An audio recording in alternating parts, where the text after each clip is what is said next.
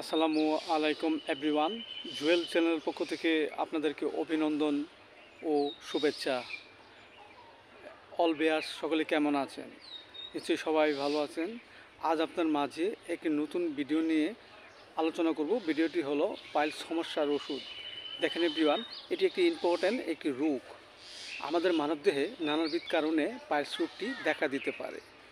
যেমন দেখা যাচ্ছে যে আমাদের গহ্বরে যদি কৃমিজনিত কোনো উপসর্গ থাকে, কিংবা আমাদের মাঝে যদি কোষ্ঠকাঠিন্যতা থাকে এবং আমরা যদি অলসভাবে দিন কাটাই, কোনো কাজকর্ম না করি এবং পানি স্বল্পতার যদি কোনো কারণ থাকে, এর ফলে আমাদের মাঝে পাইলস রোগটি দেখা দিতে পারে। সো এভরিওয়ান, এই রোগটি আমাদের মাঝে দেখা দিলে যে করণীয় বিষয়গুলো হলো তা হলো, এই রোগ আক্রান্ত ব্যক্তিটির যদি প্রচুর কোষ্ঠকাঠিন্যতা থাকে এবং পায়খানা অল্প অল্প বের হয় এবং সাথে রক্ত মিশ্রিত এবং প্রচুর ব্যথা করে, এক্ষেত্রে আমরা যে হোমিওপ্যাথি ওষুধটি সেবন করতে পারি সেটা হলো কোলোসোনিয়া 30। আমরা 2 ফোঁটা করে সকাল বিকাল 2 বার সেবন করতে পারি।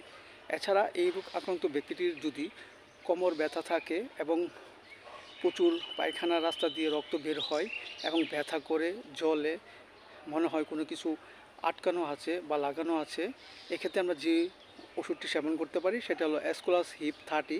আমরা 2 ফোঁটা করে সকাল বিকাল 2 বার খেতে পারি। এছাড়া এই রোগ আক্রান্ত ব্যক্তিটির মাঝে যদি প্রচুর পরিমাণে প্রস্রাবে দুর্গন্ধ থাকে এবং মেজাজ খিটখিটে ভাব থাকে এবং পায়খানার দ্বারে মনে হয় কোনো কিছু আলপিন বা কোনো কিছু আটকানো আছে, ধার ধার ভাব অনুভূতি হয়, এক্ষেত্রে আমরা যে ওষুধটি সেবন করতে পারি সেটা হলো অ্যাসিড-নাইট্রিকাম 30। 2 ফোঁটা করে আমরা সকাল বিকাল 2 বার সেবন করতে পারি।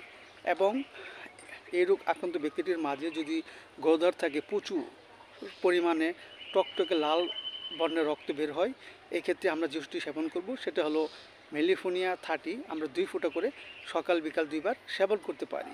এছাড়া আমাদের হোমিওপ্যাথিতে বায়োকেমিক বড়ি ব্যথার জন্য ম্যাকফস 6 4টি করে বড়ি চিবিয়ে আমরা হালকা গরম কুসুম পানি সহ আমরা সকাল বিকাল 2 বার খেতে পারি।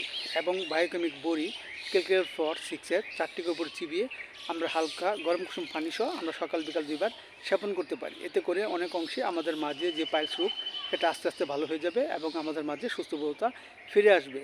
এবং পথ্য হিসেবে আমরা গ্রহণ করতে পারি, পাইলস হলে আমাদের গহ্বর যদি প্রচুর ব্যথা করে তখন আমরা ঘরোয়াভাবে আমরা শুকনো কাপড় নিয়ে সেটা হালকা ছেঁক দিয়ে আমরা বাহ্যিকভাবে ছেঁক দিতে পারি। এতে করে অনেক অংশে আমাদের মাঝে পাইলস ব্যথাটা নিবারণ হতে পারে। সো এভরিওয়ান, ভিডিওটি ভালো লাগলে অবশ্যই আপনারা লাইক দিবেন, পাশে থাকবেন।